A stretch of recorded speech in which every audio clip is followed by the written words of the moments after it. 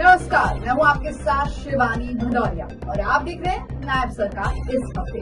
इस हफ्ते हरियाणा सरकार ने युवाओं के भविष्य, जल संरक्षण, रोजगार, सुशासन, ट्रैफिक राहत और पर्यावरण संरक्षण को लेकर कई महत्वपूर्ण फैसले लिए।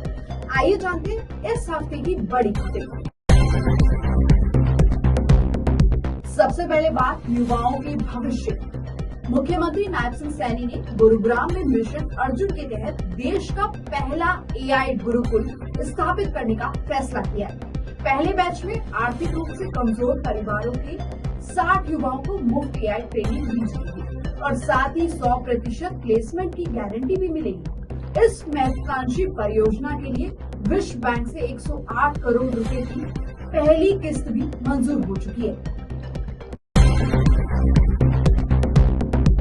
युवाओं को नई तकनीक से जोड़ने के साथ साथ सरकार उनके लिए रोजगार के नए अवसर भी सुनिश्चित कर रही है। इसी दिशा में हरियाणा कर्मचारी चयन आयोग ने ग्रुप डी भर्ती के लिए सीईटी का नोटिफिकेशन जारी कर दिया है। पंजीकरण प्रक्रिया शुरू हो चुकी है और युवाओं के लिए सरकारी नौकरी पाने का ये बड़ा अवसर माना जा रहा है।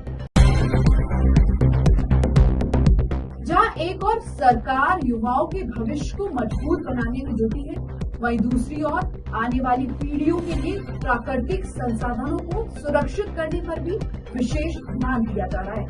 प्रदेश में गिरते भूजल स्तर को देखते हुए जल संरक्षित हरियाणा परियोजना को मंजूरी दी गई है।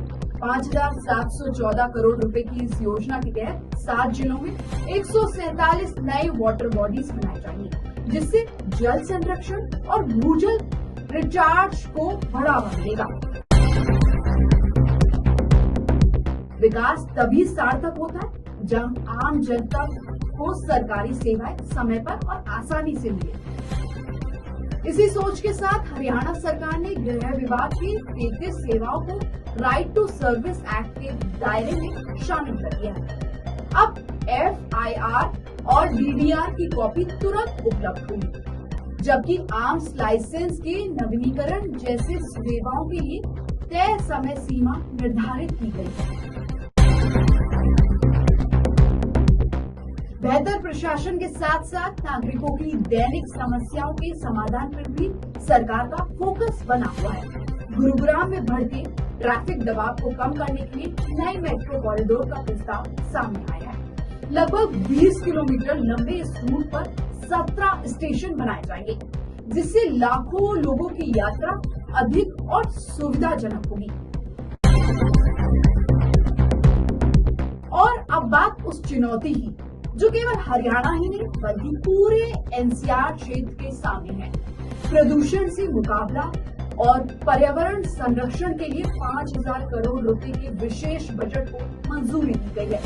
साथ ही KMP और KGP के आसपास आधुनिक, पर्यावरण अनुकूल और आत्मनिर्भर नमो शहर विकसित करने की योजना भी बनाई गई है, जिसमें से एक शहर हरियाणा में रैपिड रेल ट्रांजिट सिस्टम के रूट पर बसाया जाएगा।